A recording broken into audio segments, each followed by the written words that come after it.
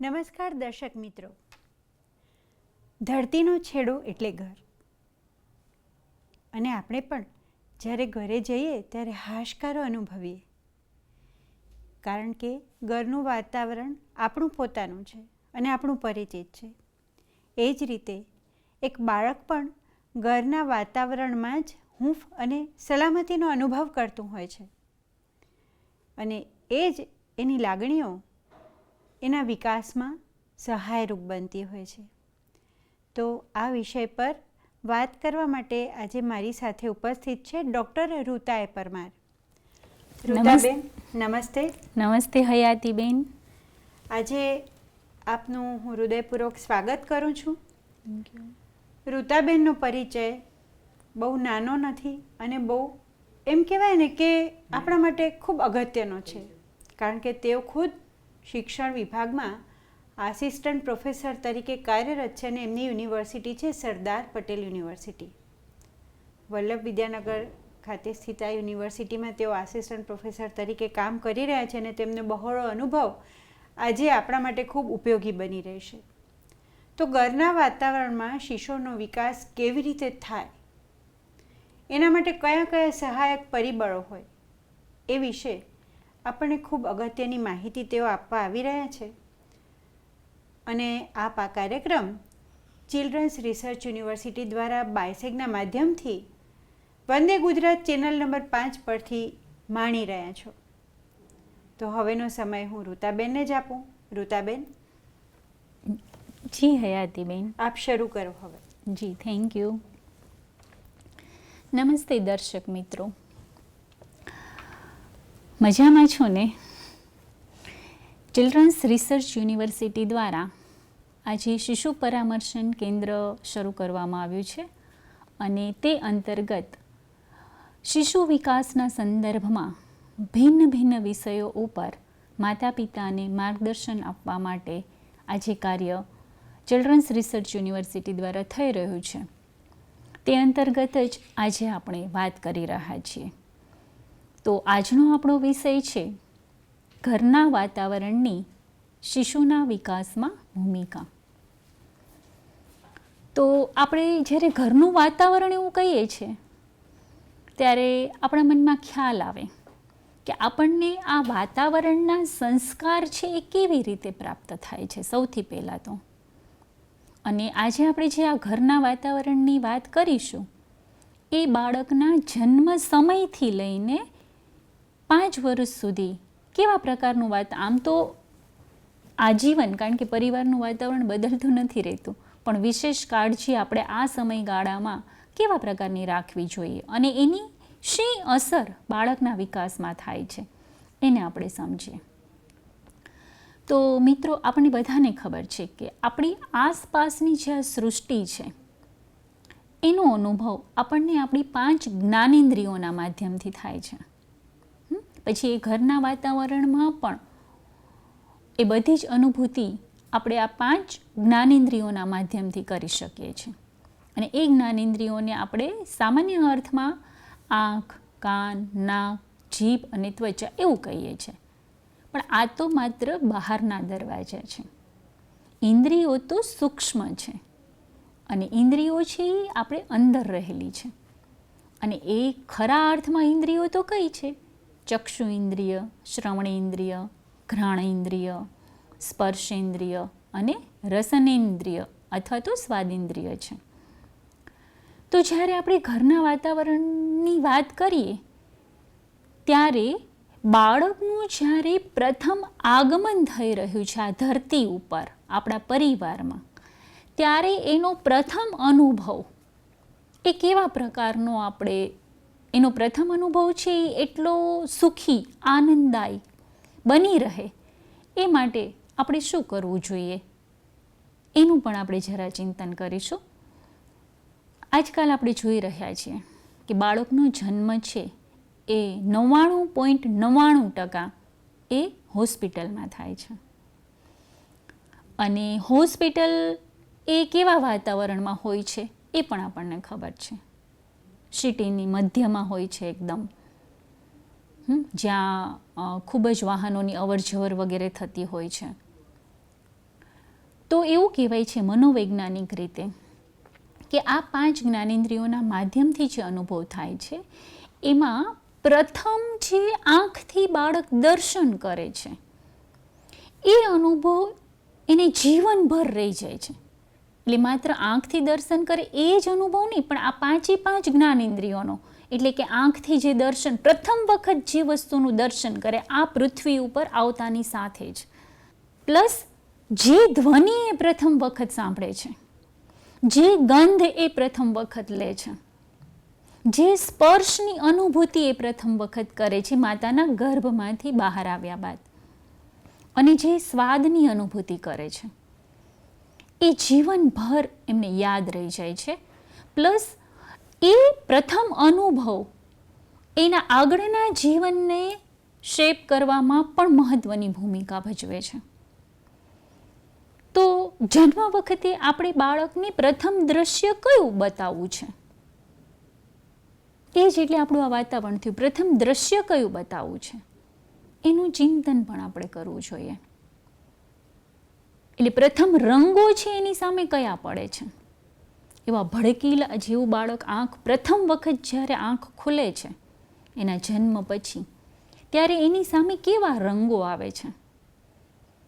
જો એકદમ ભડકીલા રંગો છે એ જોશે, સીધો પ્રકાશ જ, ધારો કે ઓપન થિયેટર હશે, ઓપરેશન થિયેટરમાં હશે, તો શું એને પ્રથમ સીધું એકદમ લાઇટનો પ્રકાશ જ એને આંખ ઉપર આવશે, અથવા નકરું અંધારું આવશે. ત્યાંથી થોડું આગળ વધીને એની સામે કેવા પ્રકારના રંગો દેખાય છે? શું એની સામે નકરા ભડકીલા રંગો દેખાય છે કે જે એના મનને ઉત્તેજિત કરે છે? અને પછી અહીંયાથી આપણે આગળનું પણ વિચાર કરી લઈએ કે પછીના એના સમયમાં પણ, એટલે કે એના જીવનમાં પણ, એટલે જ્યારે નાનું હોય છે ત્યારે એ સમયમાં પ્રથમ વખતે કેવા રંગો આસપાસ જોવે છે. એટલે જો એકદમ ભડકીલા રંગો જોશે, એકદમ ડાર્ક રંગો જોશે, યા ડલ રંગો જોશે, તો એના મનમાં ભડકીલા રંગ જોવાથી એકદમ ઉત્તેજના વ્યાપી જશે, અને ડલ રંગો જોવાથી ઉદાસી વ્યાપી જશે. તો પછી કેવા પ્રકારના રંગો એને બતાવવા જોઈએ? તો એકદમ તેજસ્વી, એકદમ આછા કલરના, ધારો કે આકાશનો કલર કેવો છે, સફેદ રંગ કેવો છે, યા આછો પીળો, ક્રીમ, આછો ગ્રીન, જે કુદરતી કલરો છે, સ્વાભાવિક કલરો છે કે જે મનને પ્રસન્ન કરે છે, આંખોને પણ શાંત કરે છે અને એકદમ આનંદની અનુભૂતિ કરે. આપણે પણ અમુક દ્રશ્ય જોઈએ છીએ, ધારો કે સૂર્યાસ્તનું દ્રશ્ય જોઈએ યા સૂર્યોદયનું દ્રશ્ય જોઈએ, તો આપણા માટે મનભાવન છે, એટલે કે આપણને બહુ જ ગમે છે. આપણે ફરવા જઈએ છીએ તો પણ એ 2 દ્રશ્યો જોવા માટે જઈએ છીએ. શા માટે? કારણ કે એમાં આકાશનું દર્શન થાય છે. સૂર્ય પણ જ્યારે ઉગતો હોય છે ત્યારે અત્યંત શાંત સ્વરૂપે હોય છે અને તેજસ્વી પણ હોય છે, અને જ્યારે આથમે છે ત્યારે પણ એનું સૌંદર્ય એ અદ્ભુત હોય છે, અને આસપાસના જે આકાશમાં જે વાદળાઓનું જે સૌંદર્ય હોય છે એ પણ અદ્ભુત હોય છે. તો એ જોઈને મન એકદમ પ્રસન્ન થઈ જાય છે, આનંદિત થઈ જાય છે. તો બાળકની સામે કેવા દ્રશ્યો આવે છે એનો પણ આપણે વિચાર કરવો જોઈએ. આપણા ઘરની અંદર પછીની સાજ સજ્જા કેવી છે? આજે આપણે આ ઘરના વાતાવરણમાં આ બધી ભૌતિક સાજ સજ્જાનો પણ વિચાર કરવાનો છે કે આપણા ઘરમાં એવા એક્ટ્રેસના યા જેને અત્યારે હમણાં અમુક બાબતમાં મોડર્ન આર્ટ પણ કહીએ છીએ, બરાબર? તો એમાં પણ અમુક પ્રકારનું જે એમનું જે પોર્ટ્રેટ હોય છે, ચિત્ર હોય છે, જેની કંઈ સમજ જ નથી પડતી બાળકને જ્યારે પ્રથમ વખત જુએ છે ત્યારે. પણ આપણા દેવી દેવતાઓના ચિત્રો હોય યા કુદરતી દ્રશ્યો હોય, માનસરોવરનું હોય, હિમાલયનું હોય, એ દ્રશ્યો, ઓમકારનું ચિત્ર હોય, તો એ દ્રશ્યો જોવાથી મનમાં ખૂબ જ શાંતિની અનુભૂતિ થાય છે. એટલે રંગો અને ચિત્રો આપણી આસપાસ જે રહેલા છે, બાળકની આસપાસ રહેલા છે, એ બાબતે પણ આપણે એક વખત જ્યારે એની પસંદગી કરીએ છીએ ત્યારે વિચાર કરવો પડશે કારણ કે આ બધા જ અનુભવો બાળક હજુ પ્રથમ વખત લઈ રહ્યો છે. ત્યાર પછી જ્યારે આપણે બાળકોના કપડાની પસંદગી કરીએ છીએ ત્યારે પણ આપણે એમાં રંગોને પ્રાવધાન આપવું જોઈએ કે આપણે કેવા પ્રકારના બાળકોને કેવા રંગના કપડાં પહેરાવીએ છીએ. જો એકદમ ભડકીલા અને ડાર્ક કલરના કપડાં પહેરશે ને બાળકો તો એ એકદમ ચંચળ રહેશે. અને જો શાંત સફેદ છે, વાદળી રંગ છે, આછો પીળો છે, ક્રીમ કલર છે, આછો કેસરી છે, જો એવા રંગના કપડાં પહેરશે ને તો બાળક શાંત રહેશે, એનું મન પણ પ્રફુલ્લિત રહેશે. એની સાથે સાથે બીજી બાબત પણ આપણે કપડાની પસંદગીમાં કરવી પડશે કે આપણે કેવા કાપડના કપડાં બાળકને પહેરાવીએ છીએ. નાનું છે ત્યારે આપણે એને સિન્થેટિક કપડાં પહેરાવીએ છીએ કે કોટન, સુતરાઉ, ખાદી, કે એની સ્કિન આપણને ખબર છે કે નાનું બાળક છે તો એકદમ સોફ્ટ હોય છે, તો ત્યારે આપણે એને કેવા કાપડનો સ્પર્શ કરાવીએ છીએ.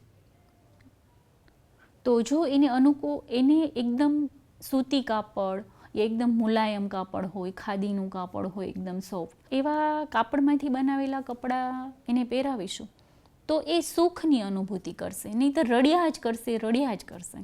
ઘણી વખત આપણે અનુભવ કરીએ છીએ કે જ્યારે પ્રસંગોમાં જઈએ ત્યારે કોઈ માતા છે બિલકુલ નાના બાળકને લઈને આવ્યા હોય છે પ્રસંગની અંદર અને એને એવા કપડાં પહેરાવ્યા હોય છે સિન્થેટિક, નેટવાળા, આમ અત્યારે જાતના બાળકોના કપડાં છે એ નીકળ્યા છે, પણ એ કપડાં પહેરીને બાળક પોતે એ બિલકુલ અસુખની લાગણી અનુભવે છે, રડે જ, ગરમી સખત એને થાય છે.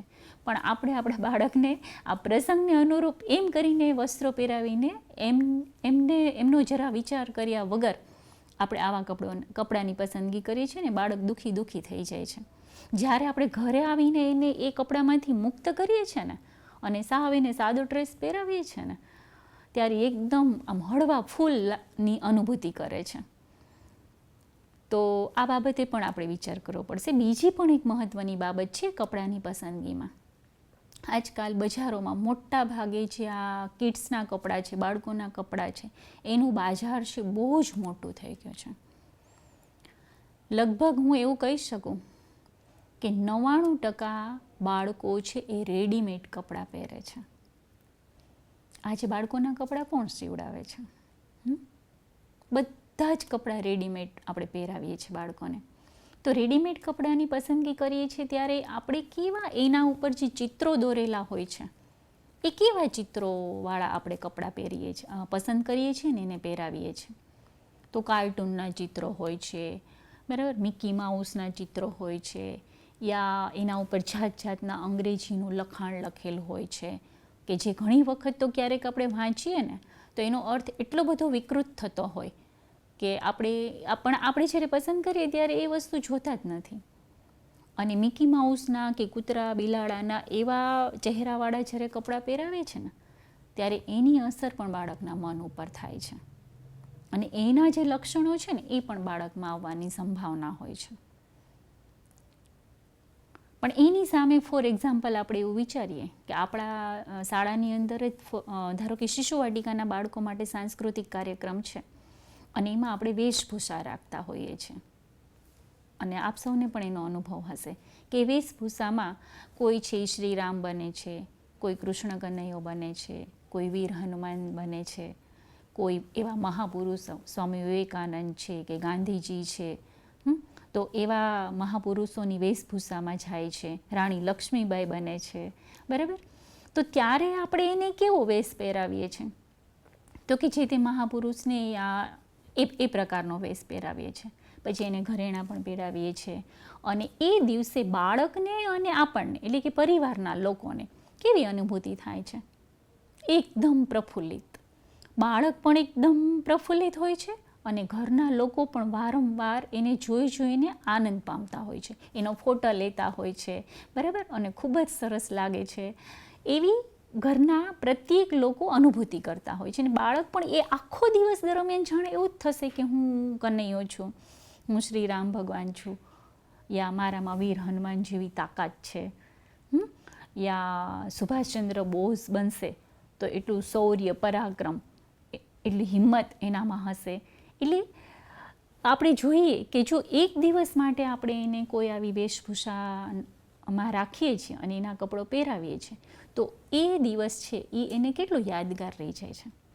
અને આપણે પણ માત્ર આપણે પણ આનંદિત અનુભવીએ છીએ, પણ આ વસ્તુ બધી કેટલું એક દિવસ પૂરતી હોય છે. પણ આપણી સંસ્કૃતિની અંદર આપણે બાળકોને કેવા કપડાં પહેરાવતા? તો ધોતી પહેરાવતા, જબ્બો પહેરાવતા, લેંઘો પહેરાવતા, ખેસ રખાવતા, કોટી પહેરાવતા. ઘણી વખત આપણે બાળકોને જ્યારે આવો વેશ પહેરાવીએ છીએ ને ત્યારે પણ આપણને બહુ જ મજા આવે છે, એને જોઈને પણ આનંદ થાય છે ને બાળક પણ હળવા ફૂલની અનુભૂતિ કરે છે. એકદમ એને ભાર નથી લાગતો, સહજ રીતે એને અનુકૂળ આવી જાય છે, એની સ્કિનને પણ અનુકૂળ આવી જાય છે અને એના વ્યક્તિત્વને પણ અનુકૂળ આવી જાય છે. પણ આજે આપણે એવા પ્રકારના કપડાની તો સામાન્ય વેશમાં તિલાંજલિ જ આપી દઈએ છીએ અને બાળકને કંઈક ચિત્ર વિચિત્ર પ્રકારના રંગોના, ચિત્ર વિચિત્ર પ્રકારના ચિત્રોવાળા અને ચિત્ર વિચિત્ર પ્રકારના કોટેશનવાળા આપણે કપડાં પહેરાવી અને એને એના મન ઉપર જાણીએ અજાણીએ એક એવી છાપ પાડી દઈએ છે કે જે એના લક્ષણો છે એનામાં આવે છે. તો જ્યારે કપડાની પસંદગી કરીએ છીએ ત્યારે રંગની પસંદગી, કાપડની પસંદગી, અંદર ચિત્રોની પસંદગી, આ બધી જ બાબતે આપણે કાળજી લેવી પડશે, કારણ કે બધાની અસર છે એ બાળકના મન ઉપર થાય છે. આ સાથે જ બીજું એક વાતાવરણના સંદર્ભમાં, દ્રશ્યના સંદર્ભમાં જ હું આ બધી વાત કરી રહી છું. 5 જ્ઞાનેન્દ્રિયોના સંદર્ભમાં આપણે વાત કરીશું, કારણ કે એના માધ્યમથી જ આપણે આ વાતાવરણની અનુભૂતિ કરીએ છીએ. આપણા ઘરમાં ટીવી હોય છે, મોબાઈલ હોય છે, તો ટીવી ઉપર આપણે કેવા પ્રકારના દ્રશ્યો જોઈએ છીએ, કેવી સિરિયલો જોઈએ છીએ, કેવા પિક્ચર જોઈએ છે, એ બધાની અસર એના ઉપર પડે. એ પણ જોવે છે, એ પણ એની અનુભૂતિ કરે છે. અને આમ તો ટીવીને શું કહેવામાં આવે છે, બહુ જૂનો એના માટે શબ્દ છે, ઇડિયટ બોક્સ કહે છે ટીવીને. ઇડિયટ બોક્સ એટલે તમે સમજી ગયા હશો. હા, કેટલીક જે શિક્ષણની વાતો આવે છે, કેટલાક સારા સમાચાર હોય છે, હવે એનો પોઝિટિવ અર્થમાં પણ બહુ બધો ઉપયોગ થઈ રહ્યો છે. પણ આપણા પરિવારમાં આપણે ટીવીનો ઉપયોગ કયા અર્થમાં કરીએ છીએ, શેના માટે કરીએ છીએ, એ પણ એક વિચારણીય મુદ્દો છે. અને એ એટલા માટે કે એના માધ્યમથી બાળક ઉપર સંસ્કાર પડી રહ્યા છે. તો આ બાબત પણ આપણે, કારણ કે એ આપણી સાથે બેસીને જ જોઈ રહ્યું છે, એટલે એની સામે કેવા દ્રશ્યો આપણે મૂકવા છે એ ચર્ચા, એ આપણે સમજીને એનો ઉપયોગ કરીશું. ત્યાર પછી આનું પોઝિટિવ ઉદાહરણ આપણે 1-2 જોઈએ. એક ભૂગોળના અધ્યાપક હતા. એણે પોતાના ઘરનું રાજ રચીલું, ત્યાં પોતાનું જે બેઠક ખંડ છે એની સાજ સજ્જા કેવી કરી હતી. ધારો કે આપણા બેઠક ખંડ હોય તો આપણે બેઠક ખંડની અંદર દિવાલો ઉપર આપણે શેની સાજ સજ્જા કરતા હોય છે, કોઈ પણ ચિત્રો રાખતા હોઈએ છીએ, પછી કોઈ ક્યાં ભગવાનના ચિત્રો પણ હોય છે, કુદરતી દ્રશ્યો પણ હોય છે. તો જે ભૂગોળના અધ્યાપક હતા એમને પોતાનો જે દિવાનખંડ હતો, એટલે કે બેઠક ખંડ હતો, એની આખી દિવાલ ઉપર એમણે દુનિયાનો નકશો છે એ બનાવડાવ્યો. આખી દિવાલ છે એ દુનિયાના નકશાથી ચિત્રિત હતી.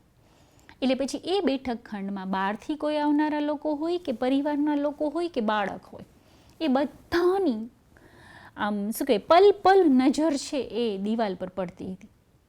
જેને કારણે કયો દેશ ક્યાં આવેલો છે, કયો ખંડ ક્યાં આવેલો છે, કયા પર્વતો ક્યાં આવેલા છે, કઈ નદી ક્યાં આવેલી છે, એ બધું સ્વાભાવિક રીતે જ શિક્ષણ થતું હતું બાળકને ભૂગોળ શીખવવી નહોતી પડતી, એને સ્વાભાવિક એ બધું યાદ રહી જતું હતું, કારણ કે એને વારે વારે એ દ્રશ્ય સામે જોવાનું થતું હતું.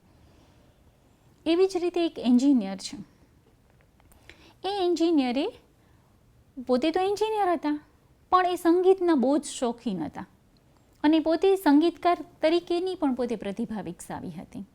અને ઘરમાં પણ એમના પત્ની, એમના પુત્ર, એમના પુત્રવધુ, આ બધાને પણ સંગીતનો શોખ હતો અને બધા છે એ સંગીતમાં પોતાની પ્રતિભા ધરાવતા હતા અને સંગીતને પસંદ કરતા હતા.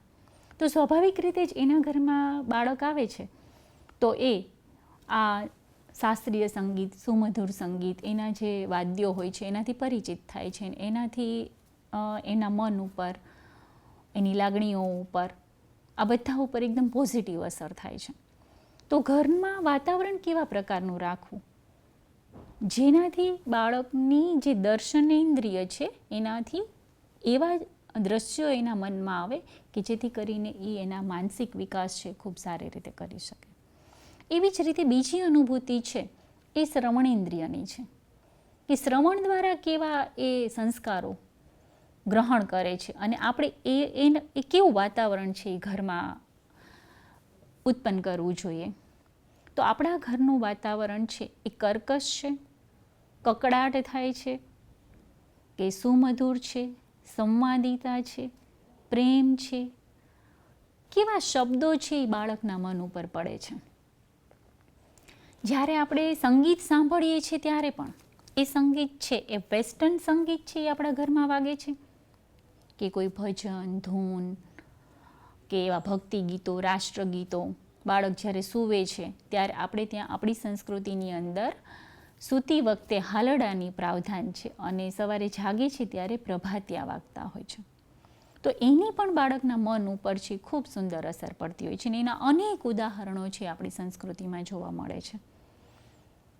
કે માતા જીજા માતા છે એ જ્યારે શિવાજીને છે ઊંઘાડતા હતા ત્યારે કયું હાલરડું ગાતા હતા. માતા મદાલસા છે એ પણ પુત્રને સુવાડતી વખતે કેવા પ્રકારનું હાલરડું છે એ ગાતી હતી. એ હાલરડાના માધ્યમથી પણ એ બાળકમાં એવા સંસ્કાર કે તું શુદ્ધ થા, તું બુદ્ધ થા, એવા પ્રકારનું એનું જીવન બને એ માતા છે એ હાલરડાના માધ્યમથી બાળકને સંભળાવતી હતી. અને બાળક પણ આપણને એવું થાય કે હા, બાળક એને કન્સીવ કરે છે, એને સાંભળે છે અને એને ગ્રહણ કરીને પછી ઓટોમેટિક જ એની અસર છે એના ઉપર થાય છે. એક બીજું પણ ઉદાહરણ કહીશ કે ચિલ્ડ્રન્સ યુનિવર્સિટીનું જ ઉદાહરણ છે. 7-8 વર્ષ પહેલાંની વાત છે. એક કાર્યકર્તા હતા.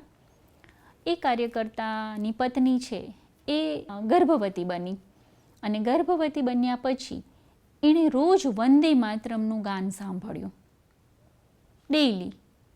અને 9 મહિના સુધી એણે વંદે માતરમનું ગાન સાંભળ્યા પછી જ્યારે એમને ત્યાં પુત્રીનો જન્મ થયો, તો પુત્રી પણ જ્યારે પછી વંદે માતરમ ગાન વાગતું હોય, બિલકુલ ધારો કે નાની હોય તો ત્યારે પણ એ આમ એકદમ સ્થિર થઈ જતી હતી. અને પછી જેમ જેમ મોટી થતી ગઈ એમ એના પ્રત્યેનો એનો લગાવ છે એ વધતો ગયો.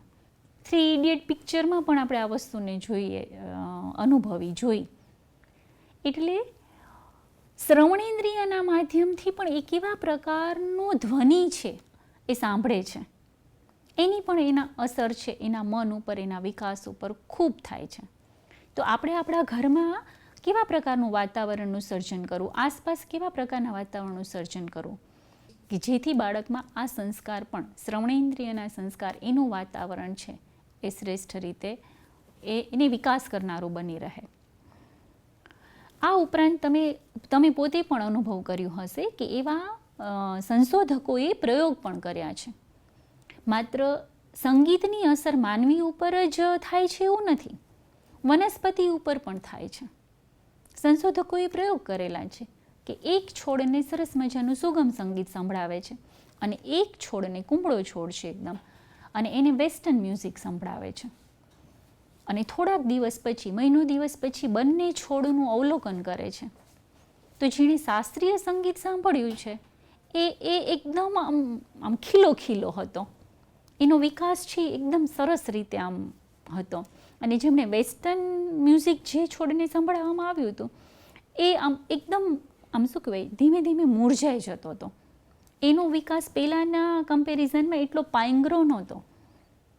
એવી જ રીતે પ્રાણીઓ ઉપર પણ થયા છે. આ ગૌશાળાની અંદર પણ ઓમકારનો ધ્વનિ યા સરસ મજાનું સંગીત સાંભળવામાં આવે તો ગાયો છે ખૂબ સરસ દૂધ આપે છે.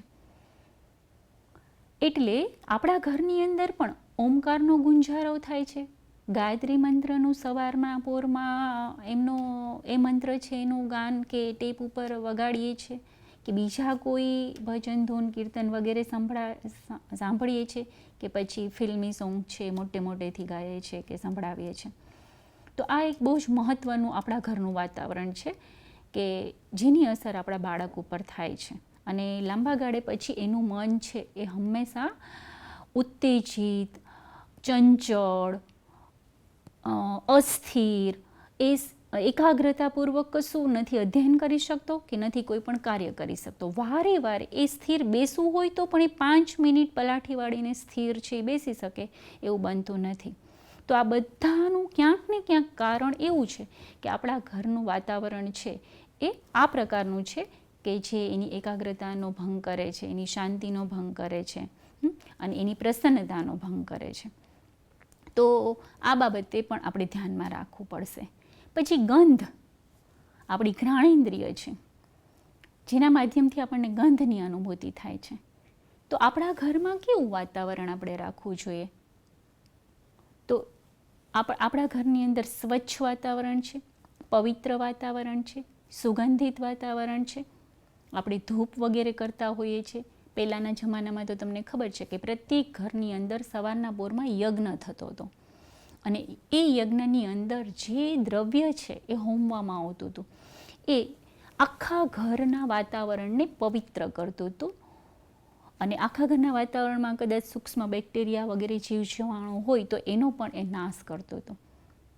એટલે એકદમ સાયન્ટિફિક જે યજ્ઞ કરવાની આપણી જે પદ્ધતિ હતી સવારના પોરમાં એ એકદમ વૈજ્ઞાનિક પદ્ધતિ હતી અને એ જે ગંધના માધ્યમથી, શ્વાસના માધ્યમથી એ ઔષધિનો ધુમાડો આપણી અંદર જાય છે તો એ પણ આપણા સ્વાસ્થ્યને સ્વસ્થ કરે છે, આપણા મનને પણ પ્રફુલ્લિત કરે છે. ને એ ગુગળ છે કે ધૂપ છે એ પણ એ ગંધ લઈને પણ આપણે સુખની અનુભૂતિ કરીએ છીએ. તો આ પ્રકારે આપણા ઘરની અંદરનું જે વાતાવરણ છે એ પણ આવું સુવાસિત વાતાવરણ છે અને જો સુવાસિત વાતાવરણ હશે તો ઘરના લોકો વચ્ચે સંબંધ પણ સુવાસિત જ હશે, ફૂલોની જેમ એ પણ મહેકી ઉઠશે. અને આની સાથે બીજી મહત્ત્વની બાબત એ છે કે આપણા ઘરમાં જે સાજ સજ્જા છે એ પણ કેવા વસ્તુની છે? કુદરતી વસ્તુની છે કે પછી આર્ટિફિશિયલ વસ્તુની છે? આજે આપણે ફ્લાવર પોટ કે કુંડા, ઘરમાં છોડ વગેરે વાવીએ છીએ તો ઘણી વખત આપણે ઘરમાં જોતા હોઈએ છીએ તો આર્ટિફિશિયલ છોડ હોય છે, પ્લાસ્ટિકના છોડ હોય છે, ખાલી 100 પીસ માટે રાખેલા હોય છે. યા ફ્લાવર પોટમાં જે ફ્લાવર્સ હોય છે એ પણ કેવા હોય છે? પ્લાસ્ટિકના હોય છે કે જે સુગંધ પણ નથી આપતા કે એનાથી કંઈ વાતાવરણની શુદ્ધિ પણ નથી થતી.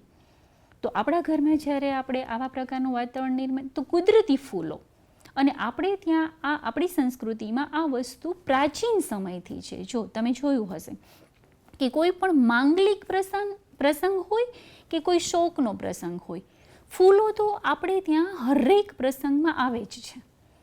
અને આસોપાલવના તોરણ હોય છે, આંબાના તોરણ હોય છે. તો એ શા માટે?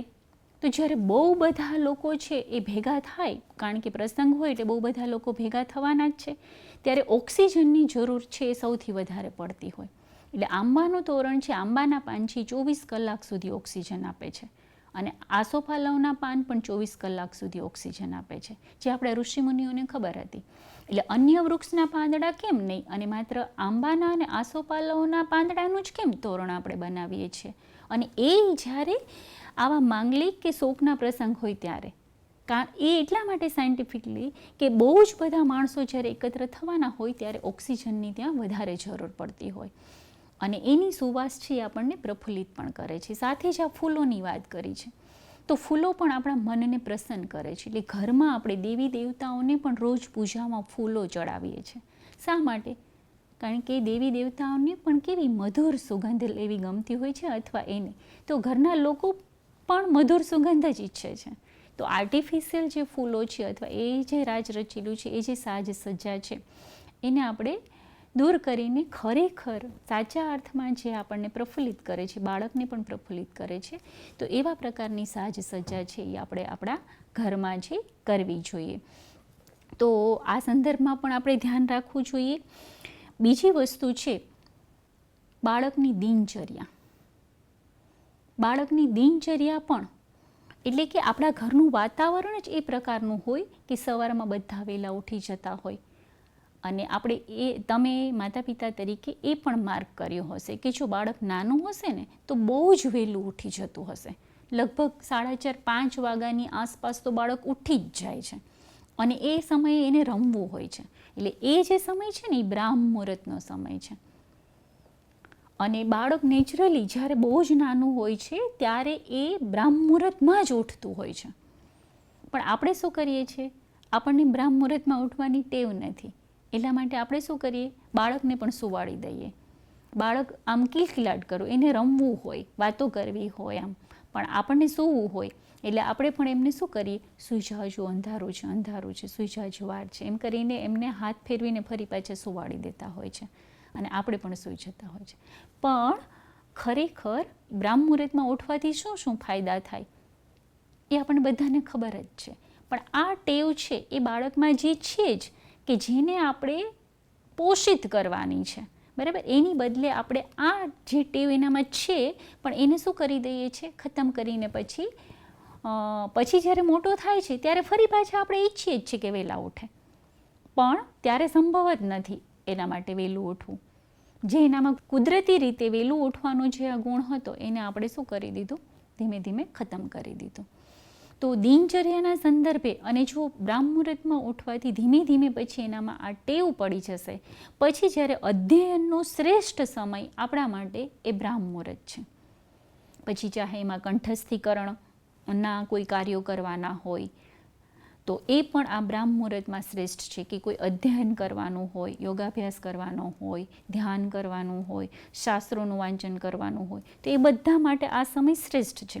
તો ઘરમાં એટલે બાળક જ્યારે નાનું હોય છે ત્યારે જ એ પ્રકારની દિનચર્યા સેટ કરવામાં આવે કે જેથી કરીને એને એના જીવન વિકાસ માટે ફાયદારૂપ થાય. તો આ બાબત પણ આપણે વિચારવી પડશે કે આપણા પરિવારની અંદર, આપણા ઘરની અંદર કેવા પ્રકારનું વાતાવરણ છે અથવા આપણી દિનચર્યા છે એ કેવા પ્રકારની દિનચર્યા છે.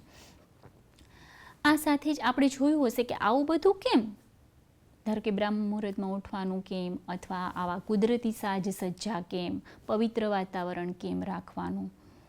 તો આ સમગ્ર જે સૃષ્ટિ છે, આપણે ક્યાં રહીએ છીએ, સમગ્ર સૃષ્ટિમાં રહીએ છીએ. આપણું પરિવાર, આપણું ઘર એ પણ આ સૃષ્ટિનો જ એક ભાગ છે અને એની વચ્ચે જ આપણે રહીએ છીએ.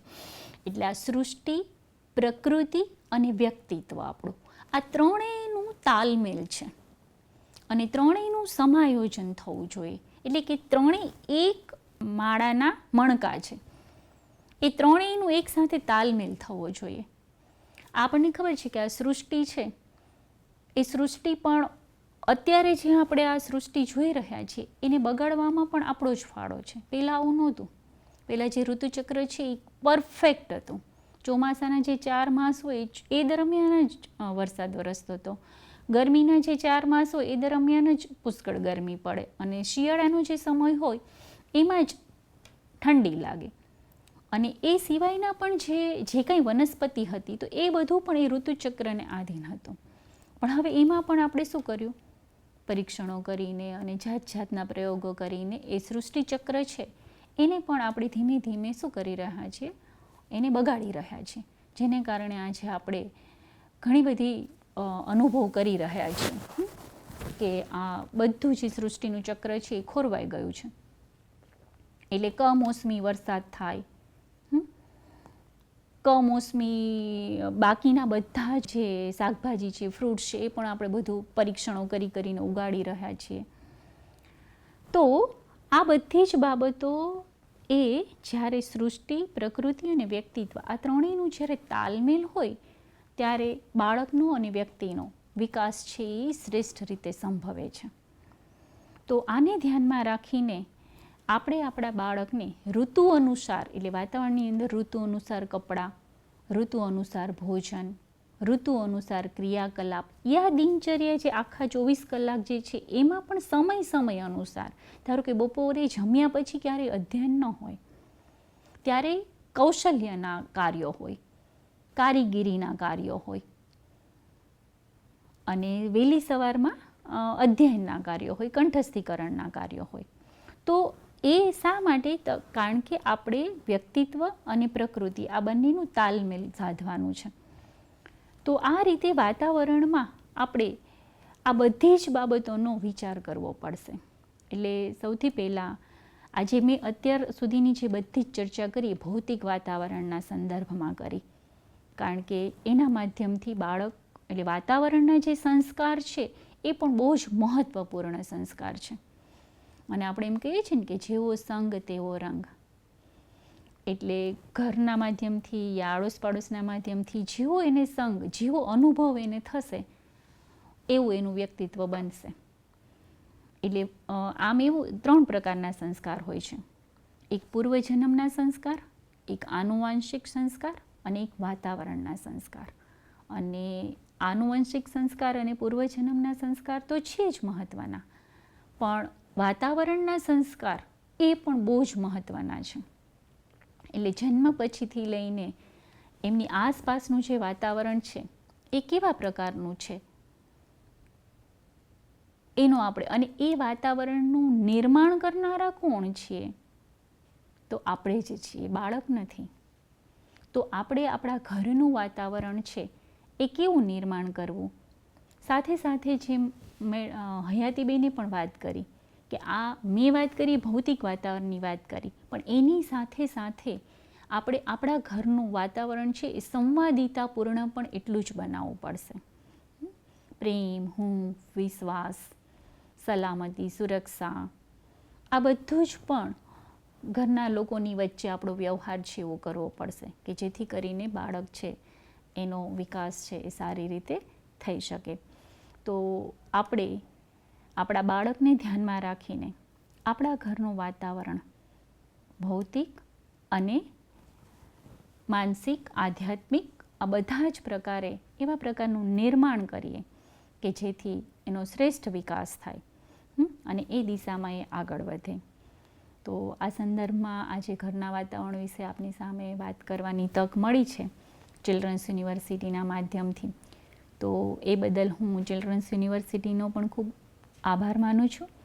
અને આપને પણ આ વાતાવરણના સંદર્ભમાં કશું જાણવા મળ્યું હશે, અને જો આપને એવું લાગે તો આપ પણ એમાં કંઈક ફેરફાર કરી શકશો. તો આ સંદર્ભે આટલી જ વાત. આજના દિવસ પૂરતો અહીંયા આપણે વિરામ લઈએ છીએ. અસ્તુ, થેન્ક યુ. ખરેખર બાળકની કિલકારીઓ એ 4 દિવાલના મકાનને ઘર બનાવતું હોય છે, પણ માતા પિતા અને પરિવારજનો તરીકે એક આપણા ઉપર પણ જવાબદારી છે કે એને વાતાવરણ એવું પૂરું પાડીએ કે જે એના સર્વાંગી વિકાસમાં સહાયક બને. તો રૂતાબેન, આપની પાસેથી અમને એટલી બધી અગત્યની જાણકારી મળી કે જાણે એક દિશા દર્શન મળી ગયું કે બાળકને કયા પ્રકારનું ઘરનું વાતાવરણ આપીએ કે એનો આધ્યાત્મિક અને ઉચ્ચ વિકાસ થાય. તો ચિલ્ડ્રન્સ રિસર્ચ યુનિવર્સિટી વતી હું આપને હૃદયપૂર્વક ઋણ સ્વીકાર કરું છું અને ફરીથી અમે આપના જ્ઞાનનો લાભ લેતા રહીશું. ઓકે, થેન્ક યુ હયાતીબેન. નમસ્તે. નમસ્તે.